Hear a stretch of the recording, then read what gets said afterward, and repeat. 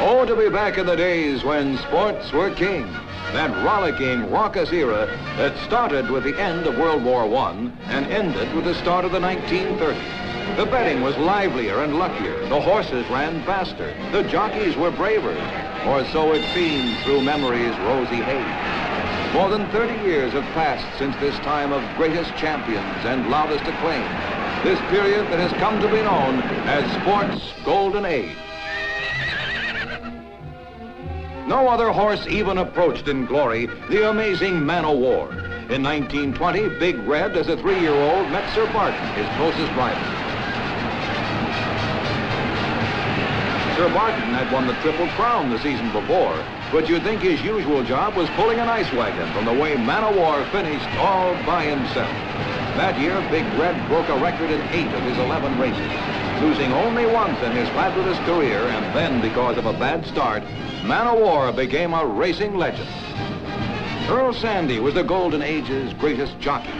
Here's one of his most thrilling triumphs, the match race between Zev and In Memoriam in 1923.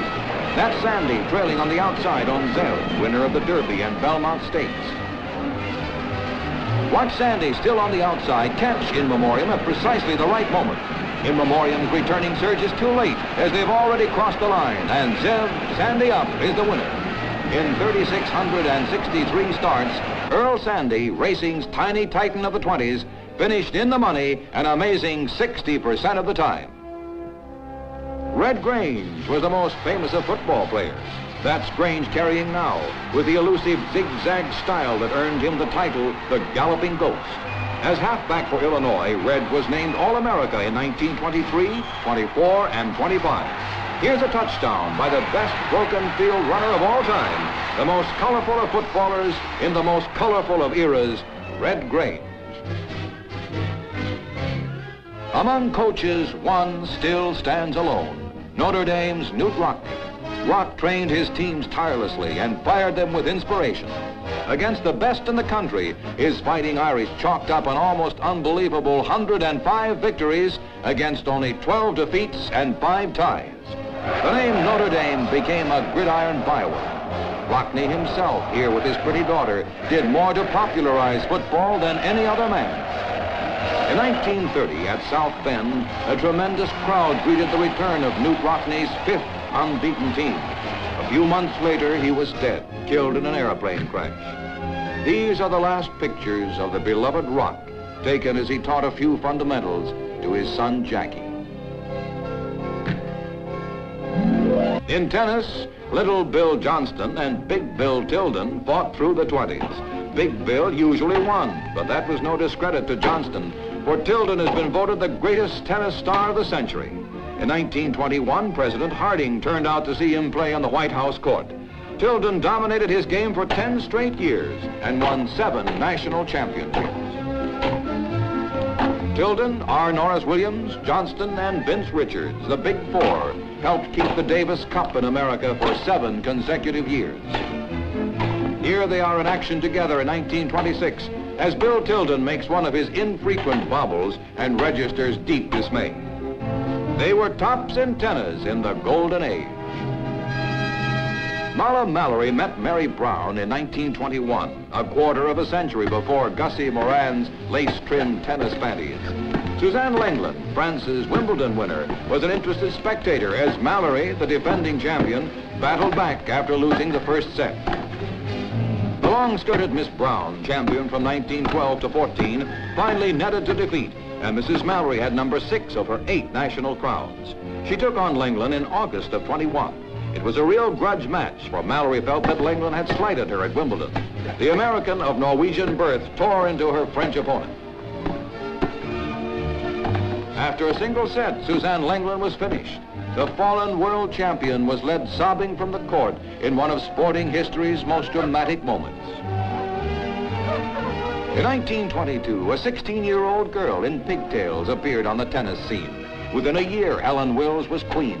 Little Miss Poker Face grew quickly into a serene but determined lady. Though always feminine and unruffled, Helen Wills could drive the ball harder than any other woman.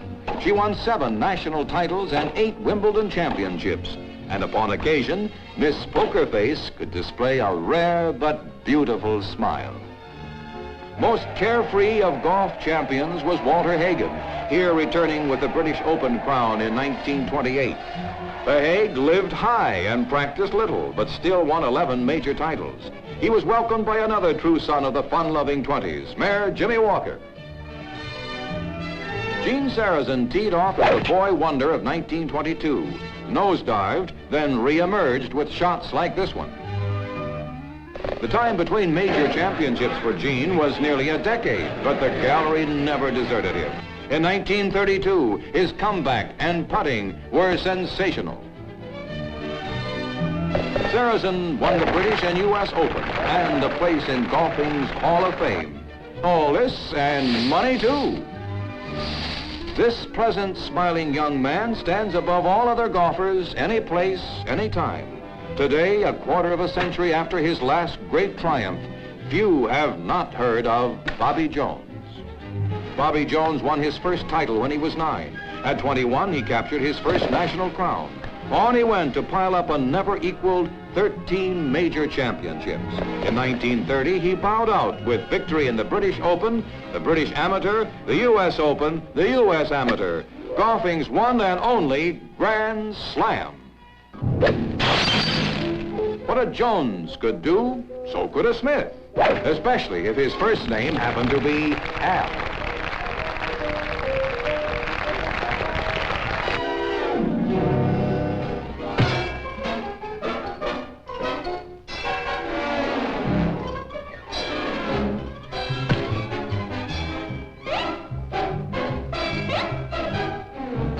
Bobby Jones is still the only golfer to score a Grand Slam.